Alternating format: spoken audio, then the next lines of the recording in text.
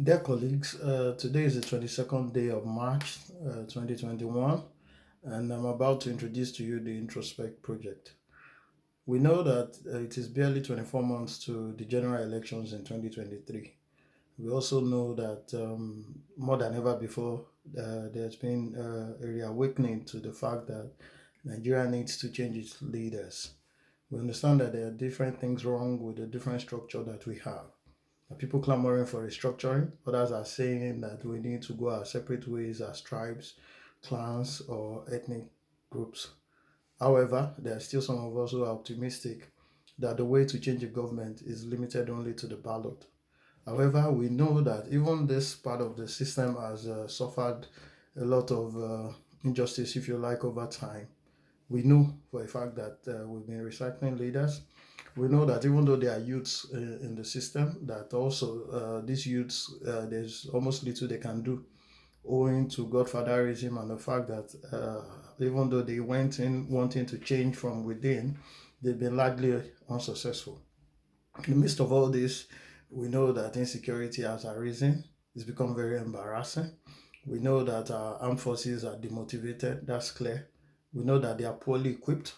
We know that corruption that this present administration has been trying to fight has not happened. We know that the prices in petroleum products have increased. We know that the cost of data has not reduced. We know that poverty has increased and unemployment is the order of the day in different states of the country. Therefore, what do? We believe at the Introspect project that there's only one thing to do. It is to open up the voting space, the right to vote and be voted for. Therefore, we are starting our own 24-month campaign towards inclusion in the voting process. What do we mean by this? Number one, we know that the system presently being deployed for voting is unsustainable. Due to electoral violence and inaccessibility to votes, there are many who are de-enfranchised. And that by itself is a constitutional aberration. Everybody who is above 18 has a right to vote and be voted for. That section is enough to have everybody vote. Those in the diaspora have a right to vote. It's a violation of their constitutional right that they are unable to participate in the voting process. Therefore, e-voting should not be something that we wait to legislate. Even in that wise, we are prepared to file a lawsuit to enforce the rights of those who are turning 18, those who are physically challenged, and those who are in the diaspora who are unable to vote. We know that INEC has received large sums of monies over the years, even in the last budget, for this sole purpose. We intend to go to court and enforce that right. We also intend to start a campaign across different spaces as the Introspect project, which is the right to vote and be voted for. In this campaign, we are going to relate with partner groups, including the physically challenged, those who represent youths, and even the grassroots. There are people who have moved from where they register to vote, and as a result, they are unable to vote in their new locations. This is the reason why INEC, as a matter of utmost importance, must conduct a voters registration exercise and a revalidation exercise. The second arm of it is to ensure that those in the diaspora can vote, and the third arm of it is that we are employing e-voting and voting by postage.